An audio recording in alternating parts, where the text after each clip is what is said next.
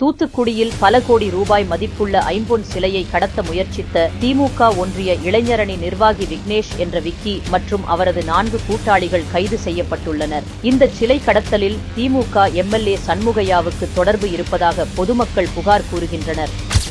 சாதாரணமா வரலடா திமுக காரன்னா சாதாரணமா நினைக்காத நீ முதல்ல.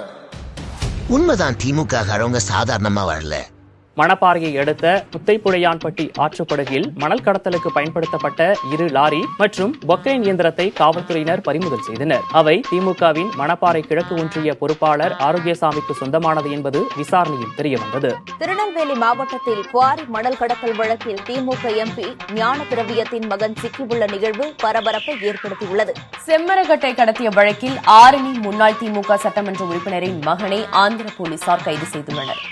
கரூரில் மின் கணக்கீட்டாளர் கடத்தப்பட்ட வழக்கில் திமுக இளைஞரணி துணை அமைப்பாளர் உட்பட 4 பேர் கைது செய்யப்பட்டனர். பென்ஸ் காரில் சென்று ஆந்திராவிலிருந்து மதுபாட்டில்களை கடத்தி வந்த சென்னை திருவொற்றியூரை சேர்ந்த திமுக பிரமுகரை காவல்துறையினர் கைது செய்தனர்.